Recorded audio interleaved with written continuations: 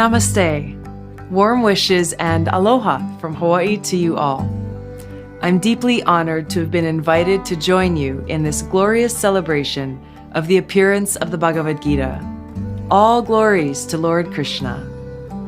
When I was elected to the United States Congress, I chose to take the oath of office on the Bhagavad Gita. Many people have asked me why I made that choice, and for me, the answer is very simple. Krishna's teaching in the Gita of loving service to God and working for the well-being of all of God's children, his teachings of bhakti and karma yoga, are the foundation and driving force and purpose of my life. The whole world today is in dire need of servant leaders. Leaders who, out of love for God and others, work for the well-being of the people and indeed our planet. It is my hope to be such a servant leader.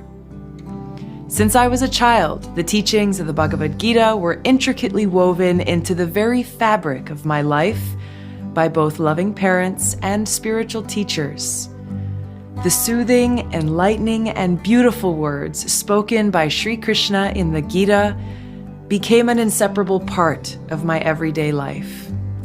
The Gita has been a tremendous source of inner peace and strength through many tough periods of my life, like while I was deployed serving my country in uniform in the Middle East, where I was surrounded by death and turmoil.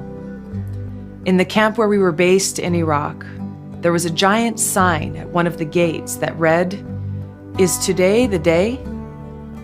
That sign was a constant reminder to me and to all of us that today could be the day that I leave this world.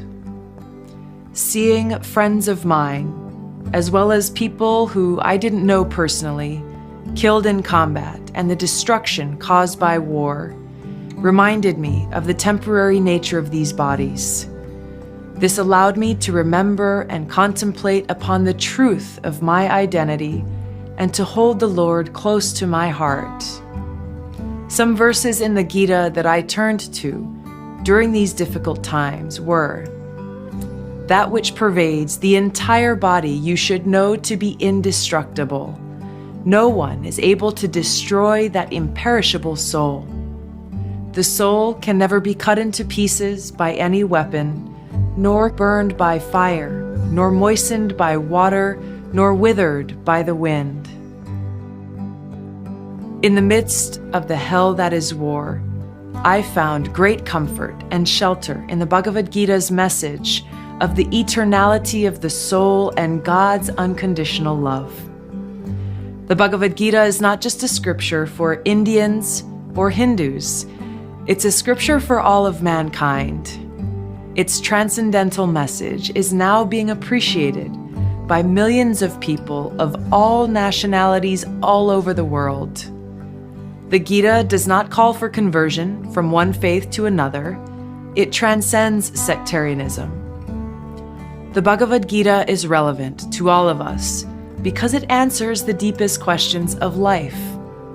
No matter what our ethnicity, race, or caste, no matter what our gender, age, economic status, or education, every single one of us wants and needs to know the answers to the questions, who am I? What is the purpose of my life? Where can I find true happiness? And what is death? In the Bhagavad Gita, Lord Krishna gives us the answers to these questions. In closing, let me share with you Lord Krishna's conclusion in the Bhagavad Gita. Krishna says in verse 1865, "Always think of me, become my devotee. Worship me and offer your homage unto me. Thus you will come to me without fail. I promise you this because you are my very dear friend." In verse 1866, he says, "Abandon all varieties of religion and just surrender unto me. I shall deliver you from all sinful reaction. Do not fear."